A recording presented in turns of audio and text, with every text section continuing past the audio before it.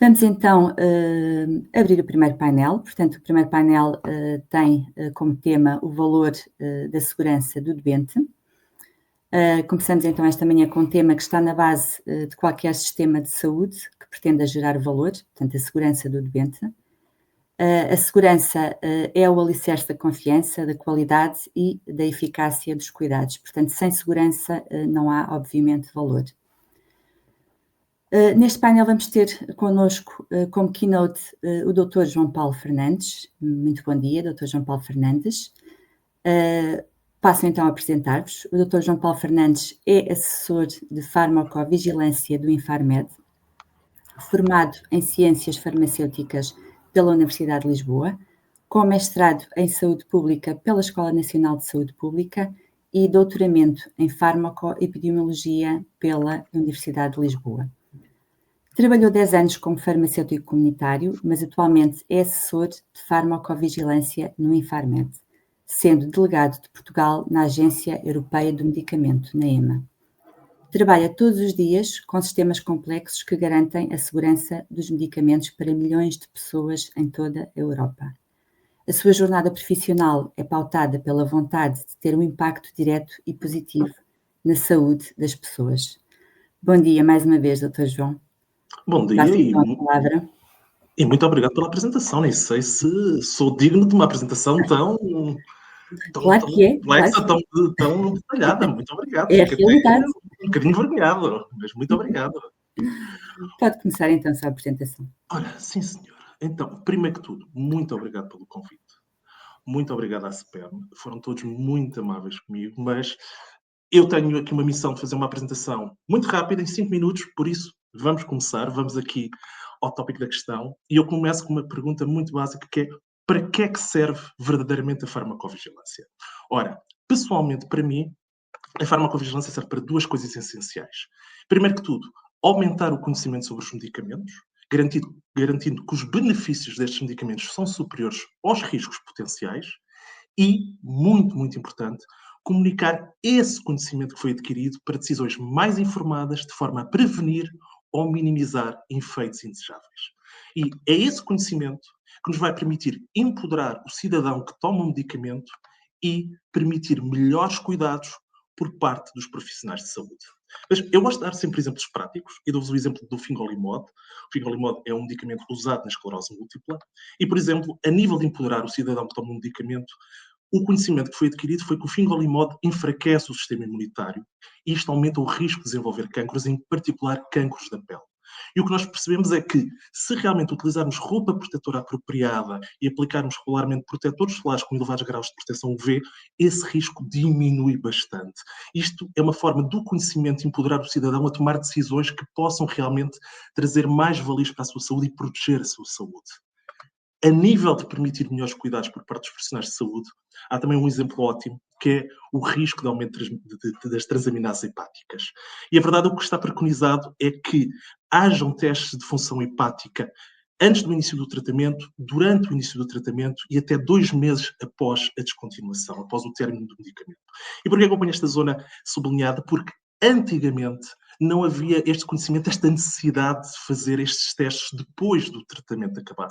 Foi só realmente com a experiência do mundo real, com a experiência das pessoas que tomam o medicamento, que se percebeu que era importante fazer testes mesmo depois do medicamento terminar. Então isto permite realmente que haja melhores cuidados por parte dos profissionais.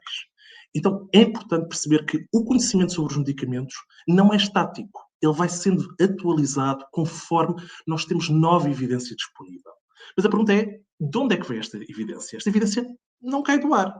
E imaginem que a farmacovigilância é um carro. É este carro, estão a ver, matrícula, farmacovigilância, e ele precisa de gasolina para andar. Bem, se calhar daqui a uns anos será um carro elétrico, pode ter outras fontes de energia, mas por agora ele precisa de gasolina. E qual é que é a gasolina? São as experiências de quem usa medicamentos. Independentemente do lado que olhemos, de que técnicas, metodologias usemos, a base é sempre as experiências de quem usa medicamentos no mundo real. E sem estas experiências, este carro, a farmacovigilância, não vai andar. Agora, podemos sempre fazer a pergunta: mas como é que eu enquanto pessoa que utiliza um medicamento, posso dar a conhecer as experiências que tive, os efeitos indesejáveis, os efeitos secundários, aquilo que não era esperado acontecer ou aquilo que eu não queria que acontecesse quando uso medicamentos. Ora, nos folhetos informativos, também conhecidos como bulas, há sempre uma secção que diz como é que eu posso comunicar esta informação. Em Portugal, esta informação é comunicada preferencialmente para o regulador, para o Infarmed, e há vários canais, desde um sítio da internet, ou seja, um formulário online específico desenvolvido para ser usado por cidadãos, mas pode ser enviado por carta, pode ser feito por telefone, há uma linha de medicamento gratuita, ou mesmo pode ser enviado por e-mail. Por isso, qualquer um destes canais serve para realmente comunicar estas experiências. Mas uma coisa também que eu quero deixar sempre claro, porque há muitas vezes esta questão, que é se comunicar um efeito indesejável que uma pessoa sentiu, ou seja, se eu senti um efeito indesejável, se o comunicar, isso vai fazer com que o medicamento seja retirado do mercado. E eu vejo muitas vezes pessoas preocupadas tanto por elas, ou seja, será que este medicamento que se me faz bem, que eu preciso dele para a minha vida, será que se eu comunicar um efeito indesejável vai ser retirado? Ou vai ser retirado até para outras pessoas? Eu quero deixar isto bem claro.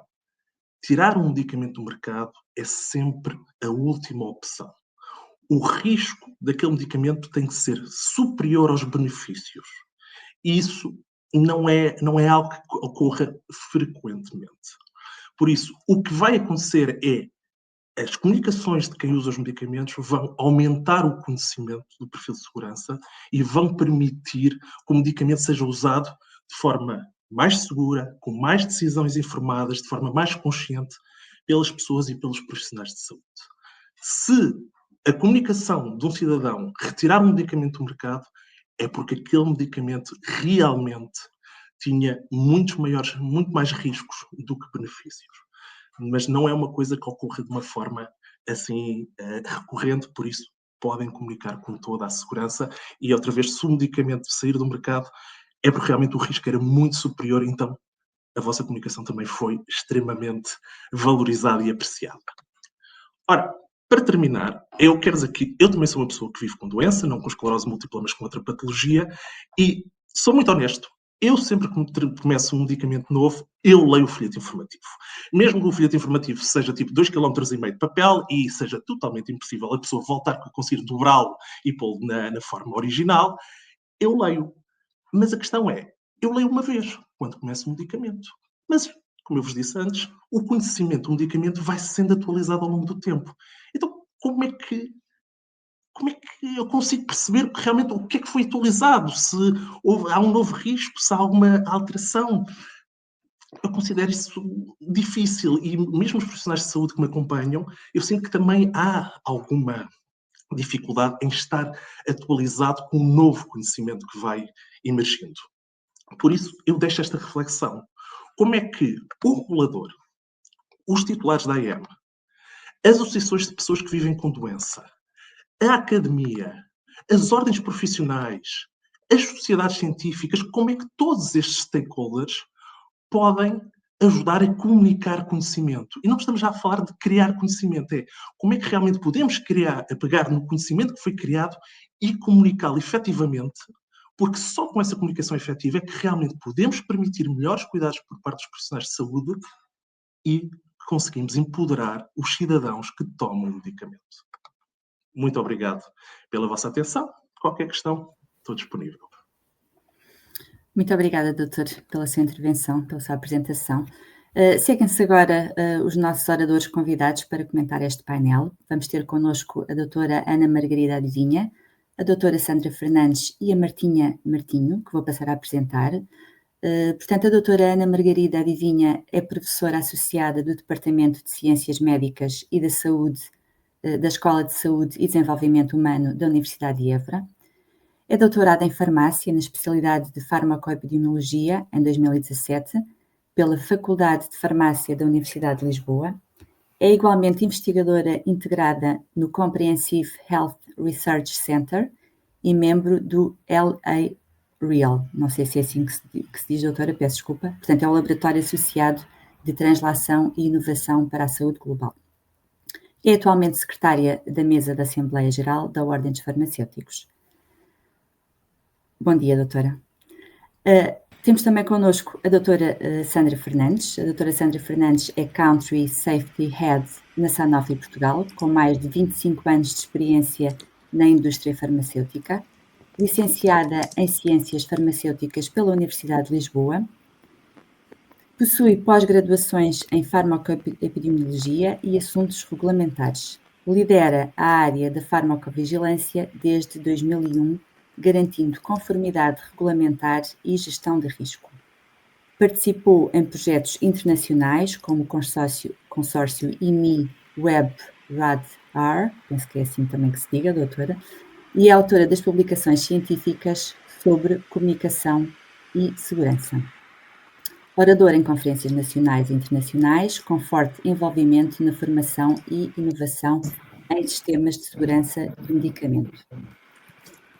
Temos também connosco a Martinha Martinho. A Martinha Martinho tem esclerose múltipla e traz-nos a sua experiência.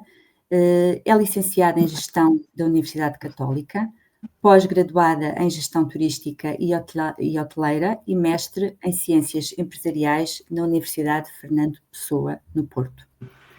A sua atividade profissional foi desenvolvida na área da gestão e turismo como técnica de turismo, bem como formadora.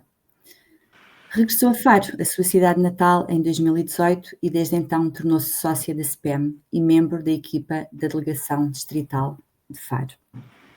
Vamos então começar por ouvir a doutora Ana Margarida Adivinha. Penso que já temos connosco a doutora Ana Margarida Adivinha. Bom dia, doutora. Bom dia, bom dia. Eu peço desculpa, Sónia, bom dia, e antes de mais agradecer a apresentação que consegui perceber em surdina, porque estava aqui com um problema de áudio. Eu não sei se entretanto acrescentou mais alguma coisa, porque estive a resolver a situação de saída. Se pudesse repetir, agradecia. Sim, portanto, o que nós... Deixou alguma questão? Não há apresentação? Não deixei nenhuma questão ainda. Okay. Gostaria de ouvir o seu comentário, portanto, à apresentação do Dr. João Paulo Fernandes, e depois, no fim, poderemos aqui colocar algumas questões. Obrigada. Peço Obrigada. Desculpa por este constrangimento. Não faz mal nenhum. Bom dia, então.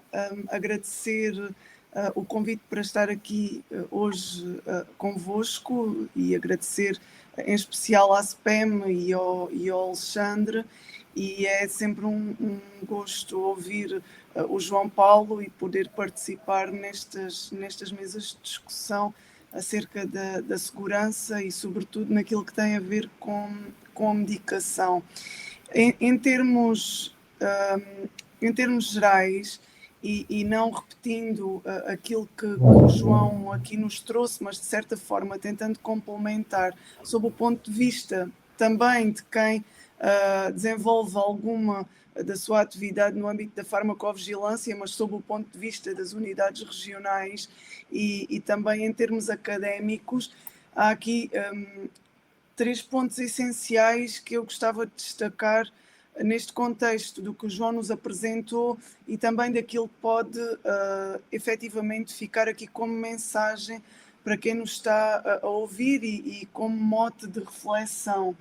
A primeira tem a ver com a possibilidade de nós recolhermos esta experiência dos cidadãos e dos doentes, sobretudo quando estamos aqui a falar de um trabalho efetivo e progressivo com as associações de pessoas que vivem com doença, e podermos, de certa forma, não só empoderar as pessoas, e permitam-me falar nos cidadãos em geral, incluindo todos aqueles que vivem com doença, podermos empoderá-los não só para reportar, porque falamos tantas vezes de patient reported outcomes ou experiences, e depois esquecemos que, de certa forma, já o fazemos todos os dias em alguns âmbitos do sistema de saúde, e a farmacovigilância é sem dúvida um deles. Nós estamos constantemente a recolher estes inputs, portanto, de certa forma, precisamos de empoderar as pessoas, e o João referiu isso, para o reporte destas experiências, para a partilha destas experiências com o sistema e para que nos possibilitem também a obtenção dos dados e depois a transformação desses dados em informação. esse processo está do lado de cá, portanto, do lado de quem trabalha a gestão de risco do medicamento, mas depois volta a ser transferido para o cidadão e para a fonte de informação, se quisermos pensar assim. E neste sentido, a possibilidade de nós capacitarmos as pessoas para disseminar informação nos seus proxies, portanto, não só promovendo a literacia daqueles que, de certa forma, vão participando nestes fóruns e vão estando próximos, quer do Infarmed, quer da academia, quer das associações, mas depois promover a capacitação de cada um para ser um elemento disseminador de informação e de boa comunicação em saúde. Isto vai promover fortemente a segurança. E este exemplo do Fingolimod é muito prático e é muito ilustrativo disso mesmo. Portanto, a capacidade de termos pessoas que tomam decisões informadas para si, para a sua proteção em termos de saúde, em termos de utilizador do medicamento, que consegue reconhecer os riscos e os benefícios da utilização desse medicamento e que pode, de forma muito, muito prática, ser um elemento que vai, na sua comunidade, também disseminar essa informação e promover esta literacia e esta capacidade de identificação para evitar os efeitos da comunicação incorreta e também dos mídias, que muitas das vezes acabam por, de certa forma, manipular a percepção de quem não está informado.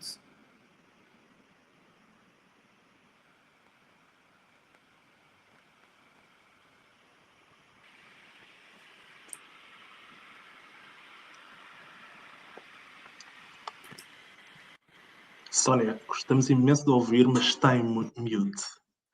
Peço desculpa, erro meu, peço desculpa. Estava a agradecer à doutora Ana Margarida Adivinha, obrigada pelas suas palavras. Vou então passar a palavra à doutora Sandra Fernandes, da Sanofi. Bom dia, doutora Sandra. Olá, bom dia. Bom dia, Sónia. Bom dia, colegas de painel. Bom dia a todos os participantes que nos estão a ouvir.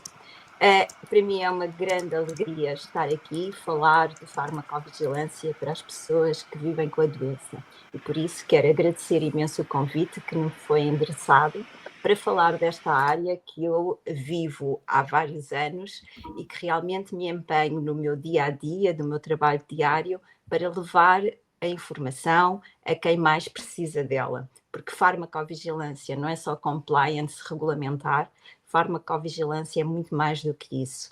É a utilização segura dos nossos tratamentos, dos nossos medicamentos. E no seguimento da apresentação do Dr. João Paulo Fernandes e da doutora Ana Margarida Adivinha, que fez o seu comentário, e também relativamente ao tema deste congresso, transformar cuidados, gerar valor, que me fez pensar no como associar aqui à farmacovigilância. E, de facto, quando falamos em transformar cuidados e gerar valor, penso que, a priori, pensamos logo, ou muitas vezes, em tecnologia e a inovação de tratamentos, a inovação terapêutica. No entanto, a verdadeira transformação pode começar com algo bem mais simples, que é o ouvir. Ouvir a voz das pessoas que vivem com a doença. E, de facto, essa voz tem poder. Tem poder para alertar, para proteger, para melhorar a segurança dos medicamentos que usamos todos os dias. De facto, quando colocamos a voz do doente no centro, não estamos apenas a melhorar os cuidados, estamos a transformar vidas. E realmente este é o verdadeiro valor da segurança. A segurança das pessoas que vivem com a doente é, de facto, um pilar essencial nos cuidados de saúde. E é nisto que a farmacovigilância, ou é isto que a farmacovigilância garante: a monitorização contínua, a detecção precoce e a prevenção de riscos. Porque, como o Dr. João Paulo Fernandes mencionou, a farmacovigilância não pode garantir risco zero na utilização dos medicamentos, porque nunca existe um risco zero. O que nós realmente fazemos em farmacovigilância é aumentar o benefício minimizando o risco da utilização desses medicamentos. E só com o contributo de todos os intervenientes do sistema conseguimos ter uma farmacovigilância eficaz. E, de facto, para termos uma farmacovigilância eficaz, tendo uma farmacovigilância eficaz, temos confiança no sistema. Porque nunca esqueçamos que cada reação adversa não notificada pode ser uma oportunidade perdida para proteger vidas. Daí a importância da recolha da informação de todas as reações adversas. E não só pela indústria farmacêutica, e não só pelos profissionais de saúde, e não só pela autoridade regulamentar, essencialmente os utilizadores do medicamento. E é esta a voz que queremos dar às pessoas que vivem com a doença e que utilizam os medicamentos. Promover literacia em farmacovigilância, como dizia a professora Ana Margarida Adivinha, é de facto garantir que os doentes participam na sua própria segurança. Porque quando o doente entende farmacovigilância, toma decisões informadas, adere melhor ao tratamento e ajuda a melhorar os cuidados. Nesta forma, gera valor clínico e social, porque vamos permitir uma redução de ocorrência de riscos de efeitos adversos, reações adversas, vamos melhorar a adesão ao tratamento e vamos fomentar algo extremamente importante, que é a confiança no sistema de saúde. Por isso, vejamos a segurança não como um custo, mas como um valor. E quando o doente participa, esse valor multiplica-se. Ganha-se saúde, ganha-se confiança e ganha-se o futuro do nosso sistema. Muito obrigada, doutora Sandra, muito obrigada pelas suas palavras. Passamos então agora à Martinha. Martinha, gostaríamos de ouvir os seus comentários a esta apresentação. Bom dia a todos, bom dia a colegas de doença, bom dia a colegas de painel e bom dia aos restantes participantes na conferência. Ora bem, eu então aqui em relação à minha situação como doente e como utente, em relação a este tema, tenho a dizer que nós somos o principal interveniente na farmacovigilância, até porque desde o princípio, desde o processo de diagnóstico, nós somos sujeitos a exames, não é? Variados exames, que doentes como eu também já passaram, entre os quais as punções lombares, as eletromografias, as ressonâncias magnéticas, a análise ao sangue, e todo este processo, no meu caso foi um processo complexo, não foi um processo assim muito direto, foi um processo demorado, e então acredito que na escolha da medicação tenha isto em conta, portanto, além do quadro clínico, os próprios critérios da atribuição do medicamento em termos de eficácia e em termos de risco associado, não é? Há sempre um risco dos efeitos secundários, dos efeitos adversos dos medicamentos. E, concretamente, no que eu sinto e como doente, portanto, esta segurança no medicamento, nós já percebemos neste processo todo, ao longo de fazer as análises ao sangue, por exemplo, como critério de avaliação, se estamos capazes de fazer determinada medicação. Isso processa-se até antes de efetuar o tratamento, nós somos sujeitos a essas análises. Durante o tratamento, nomeadamente nos primeiros tratamentos, nós temos ali um tempo de vigilância antes de sair do hospital, dia em que somos observados e avaliados se temos alguns sintomas, se está tudo bem. E também após o tratamento, há uma monitorização por parte das enfermeiras que nos fazem teleconsultas e perguntam se tem alguma situação que queira descrever, se tem algum efeito secundário, se está com algum efeito adverso. Portanto, no meu caso, acho que é por aí, não é? Nesse sentido, que este tema nos toca tão proximamente, porque somos nós que estamos a fazer aquela medicação, não é? Somos nós que temos aqueles quadros sintomáticos. Este processo é um processo dinâmico, não é? E que é importantíssimo nós darmos o feedback de cada medicação, não é? Até para haver ajustes, até para haver feedback, porque pronto, cada pessoa também reage de uma maneira diferente, não é? Cada ser, cada corpo, não é? É um ser único. Portanto, é neste sentido que eu posso dar o meu testemunho em relação a este tema. Muito obrigada, Martinha, obrigada pelas suas palavras, pelo seu contributo. Gostaria de colocar uma questão à doutora Ana Margarida Adivinha. Doutora, como é que, portanto, neste contexto da medicação, como é que se pode realmente aumentar a literacia em saúde para promover a segurança do doente? Nós aqui em Évora desenvolvemos, posso-lhe partilhar aquilo que é a nossa experiência mais prática, Claro. E que em passos umas vezes mais pequenos, outras vezes maiores, mas sobretudo a passos pequenos e consistentes, nós temos desenvolvido aqui na nossa unidade regional de farmacovigilância, que neste caso abarca o centro e o norte alentejano. Temos desenvolvido em parceria com o Infarmed e muito alinhado com aquilo que são as campanhas nacionais, quer do Incluir, quer da própria Agência Europeia do Medicamento, depois a nível europeu. Temos desenvolvido algumas atividades muito interessantes em contexto comunitário.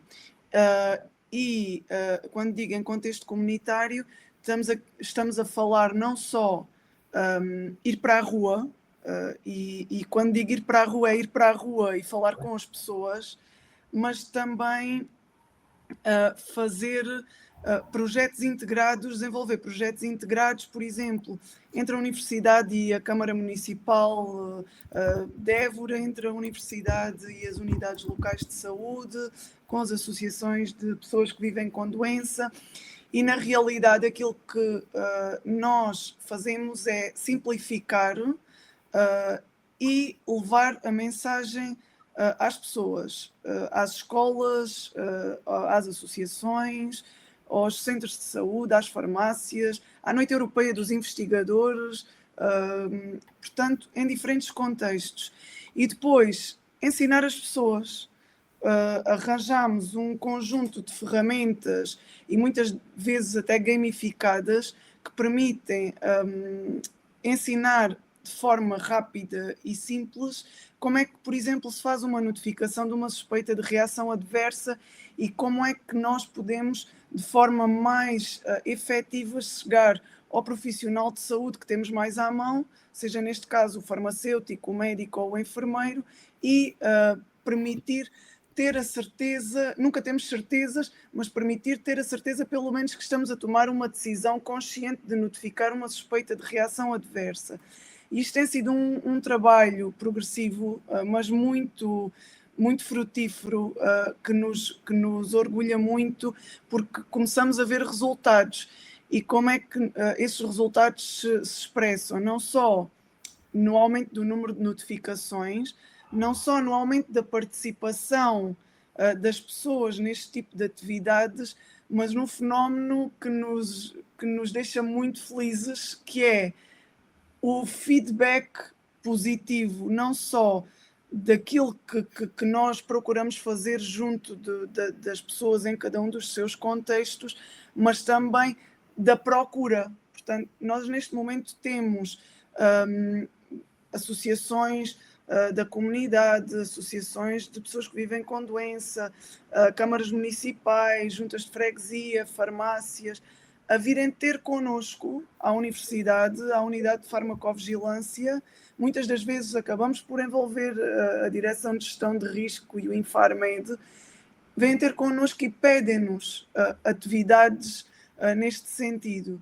E isto depois começa-se a gerar esta dinâmica que, em certa medida, depois temos que continuar a conseguir alimentar e desenvolver novas estratégias, novas ferramentas, e na realidade é assim que pouco a pouco conseguimos ir promovendo esta literacia e promovendo esta participação para a geração de evidência e para nos permitir ter maior número de notificações e uma melhor qualidade da informação. Ótimo, doutora. Muito obrigada, muito obrigada.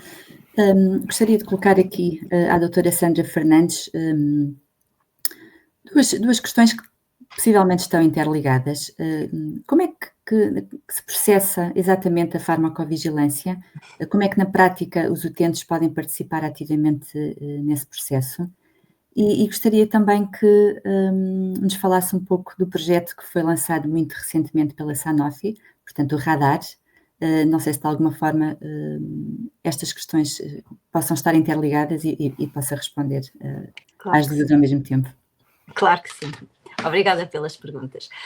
De facto, todos temos consciência da necessidade de aumentar a literacia em farmacovigilância à população, aos cidadãos em geral.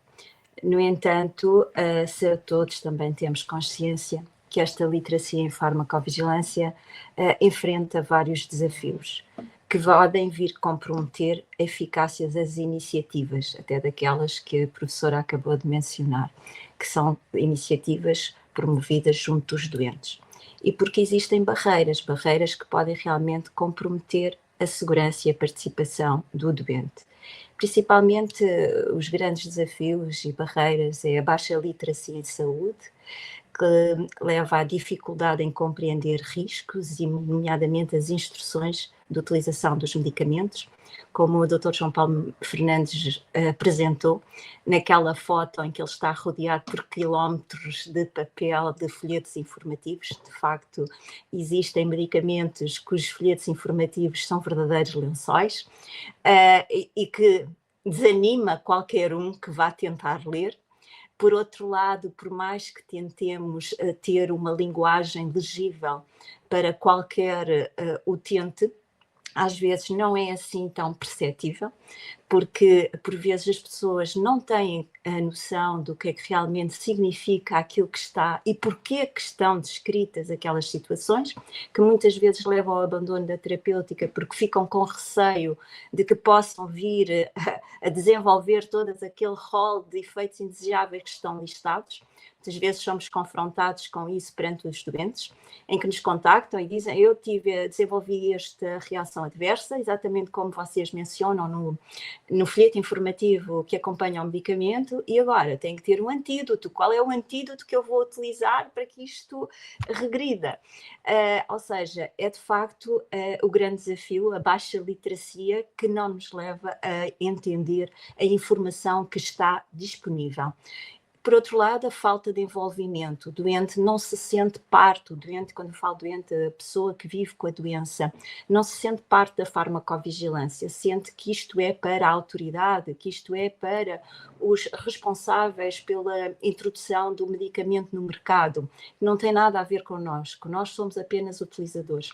Mas como a Martinha disse muito bem, o envolvimento dos doentes é extremamente importante, porque são eles que nos vão dar a informação que precisamos para conhecer melhor e para completar o perfil de segurança de todos os medicamentos que estão disponíveis no mercado. Porque o medicamento, quando vem para o mercado, a sua segurança é conhecida, que lhe leva à introdução no mercado, à autorização para estar disponível no mercado. No entanto, a informação que é conhecida é limitada, é a informação que nós obtivemos no decurso dos ensaios clínicos. Ensaios clínicos que são ambientes bastante controlados, que muitas vezes não se consegue extrapolar a realidade, a prática clínica da utilização do medicamento. Por isso é importante este envolvimento dos doentes no processo de farmacovigilância. Por outro lado, a complexidade dos sistemas, que leva a processos de notificação muitas vezes pouco intuitivos. Nós temos como, e respondendo à sua pergunta, como pode o doente ou a pessoa que vive com a doença notificar, como é que pode realmente estar envolvido neste sistema de farmacovigilância? Muito simples, é notificar. O Dr. João Paulo Fernandes, na sua apresentação, mencionou as vias de notificação à autoridade regulamentar. No entanto, o doente também poderá fazer a notificação ao titular da AIM do medicamento, contactando telefonicamente, contactando por e-mail, porque todas as notificações que são recolhidas no titular da autorização de introdução no mercado vão ser também notificadas à autoridade regulamentar. São os requisitos regulamentares que os titulares da AIM têm para com a farmacovigilância. No entanto, e foi com esta a convicção destes desafios que existem e da necessidade da alfabetização, da literacia dos doentes em farmacovigilância, que nasceu o projeto Radar. O projeto Radar porquê? Pela analogia da detecção de riscos, da detecção precoce de riscos do radar por si e do radar da farmacovigilância da Sanofi. É um projeto realmente da Sanofi, que foi desenvolvido e lançado recentemente para que tenhamos doentes informados, porque acreditamos que os doentes informados são também mais fortes, mais conscientes e também mais capazes de contribuir para a segurança dos medicamentos que usam. Assim, se a farmacovigilância é o radar que protege os doentes, o projeto Radar é parte da estratégia da Sanofi para reforçar a farmacovigilância centrada no doente. Radar, projeto, transforma ou quer transformar este compromisso em ação. Farmacovigilância é um compromisso ético com a vida e por isso nós queremos assumir este compromisso. E o projeto, sendo parte de uma estratégia para reforçar a farmacovigilância, para promover a literacia em farmacovigilância, através de materiais simples, tutoriais e apoios às associações de pessoas que vivem com a doença, capacitando assim os doentes para que possam reconhecer sinais, notificar e participar ativamente. Este projeto é uma plataforma digital que tem uma linguagem simples e visual, com vídeos e infografias, campanhas que valorizam a voz do doente. Existem tutoriais, temos um tutorial nesta plataforma digital de passo a passo para a notificação de reações adversas à autoridade regulamentar, onde temos um vídeo como notificar através do portal RAM, do website, que está disponível no website do Infarmed, porque radar não é só tecnologia, é proximidade, é informação acessível e envolvimento ativo do doente. E é aqui que a farmacovigilância, com este tipo de iniciativa, como o radar, tenta fazer a diferença, aproximar o doente do processo e transformar cuidados. Contamos assim com todos para fazer do radar uma verdadeira rede de impacto, todos para levar esta mensagem para que realmente possamos ser verdadeiros conhecedores da segurança dos nossos medicamentos. Muito obrigada, doutora. Para as pessoas poderem aceder a esse projeto do radar, se pesquisarem no Google Radar Sanofi, conseguem facilmente aceder? O projeto está numa plataforma digital da Sanofi, em que nós temos links de acesso e que vamos distribuir por todas as associações de pessoas que vivem com as doentes todos estes links, onde há um QR Code onde podem aceder diretamente. Vamos organizar junto das associações das pessoas que vivem com a doença precisamente qual a melhor forma de divulgar nos seus websites. Ok, certíssimo. Obrigada, doutora. Doutor João Paulo, não sei se me consegue responder esta pergunta. Na sua opinião, quais são hoje os maiores riscos para a segurança da pessoa com esclerose múltipla e como é que eles podem ser mitigados? É uma pergunta fantástica, mas não sei se sou a melhor pessoa para responder. Eu diria que o maior risco é o desconhecimento, é a falta de informação. E eu acho que a Sónia pegou num ponto muito interessante, que é a literacia. Só que a literacia em saúde é uma coisa macro, uma coisa extensiva. Nós podemos estar a falar de literacia em saúde em todos os domínios que nos possamos lembrar.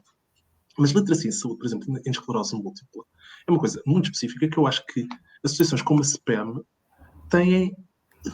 são as melhores entidades para realmente desenvolverem essa literacia, para realmente darem mais conhecimento aos seus associados, para realmente fazerem trabalho de campo e aumentarem realmente o conhecimento sobre a doença, o conhecimento sobre as propostas e as alternativas farmacoterapêuticas que existem. E eu acho que associações como a CPEM, e isto é a minha opinião muito pessoal, devem ser muito acarinhadas, devem ter mais financiamento, devem ter mais ajuda realmente para conseguir fazer mais trabalho de campo, tanto a nível da parte social como da parte de saúde, porque depois isto é tudo, tipo aqui, uma roda, a parte social impacta a parte de saúde impacta a parte social, e é uma bola de neve, uma never-ending story.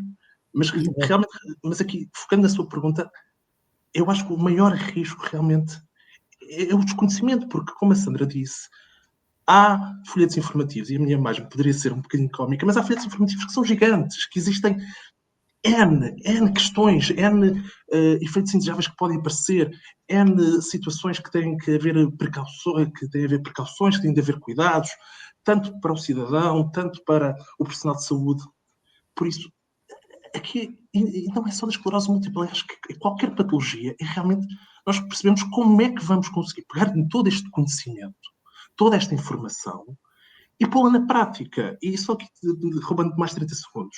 Eu, às vezes, estou com colegas a nível de reuniões europeias, colegas tipo de outros países que fazem exatamente o que eu faço a nível do Infarmed.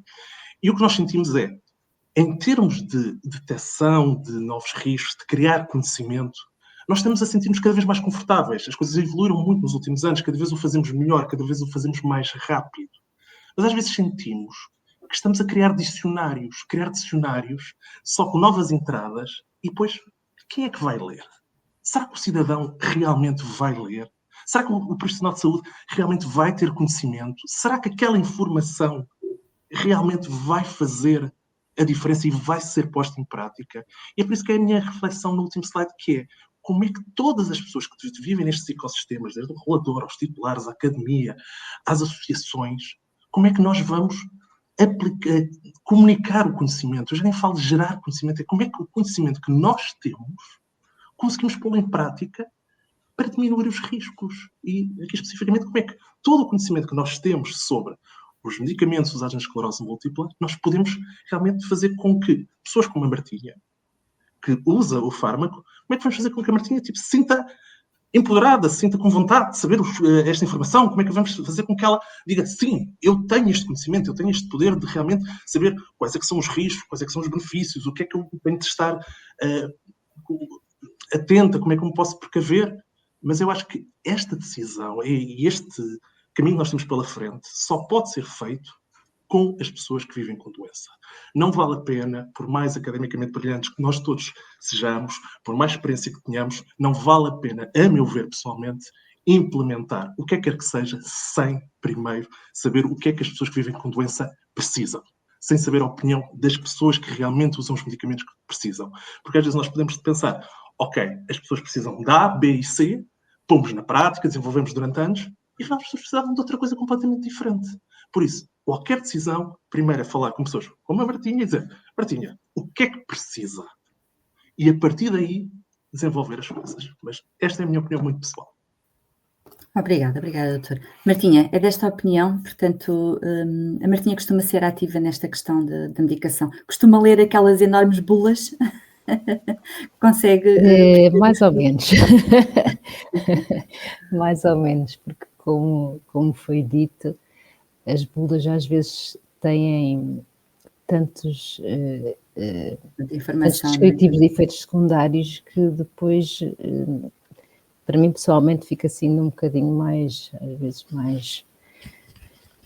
mais confusa e mais ansiosa do que se às vezes estivesse um bocadinho alheia a tudo isso, mas claro que sim, claro que é importante e claro que nos preocupa, então, enquanto doentes e enquanto vamos administrar determinada medicação, o que é que nos vai acontecer, não é? Por isso é que há uma preocupação muito grande por parte das enfermeiras em contactar-nos, não é? Em contactar-nos diretamente, posteriormente à medicação, não é? Para fazer a tal monitorização. E é engraçado que o Dr. João Paulo Fernandes estava aí a falar em o que é que os doentes precisam, não é?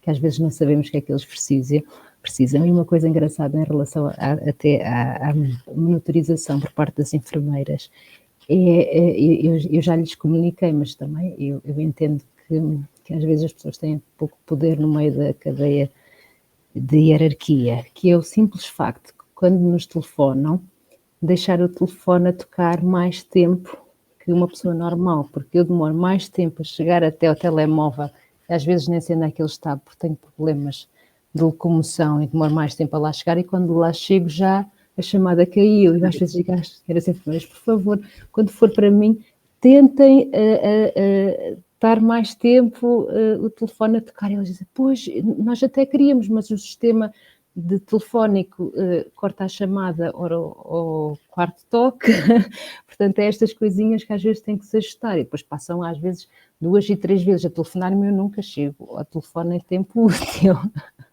Portanto, isto é, pronto, assim, para descontrair um bocadinho, claro, às vezes as necessidades são muito diferentes daquilo que possam pensar.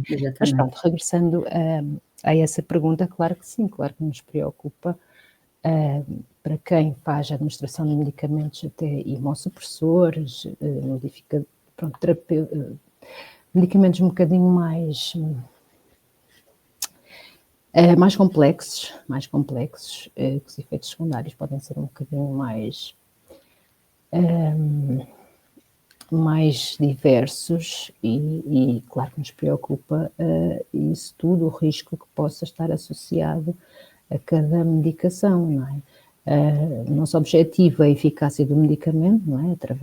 No fundo é travar a doença, mas está sempre inerente, e agora o que é que vai acontecer em nível adverso, não é?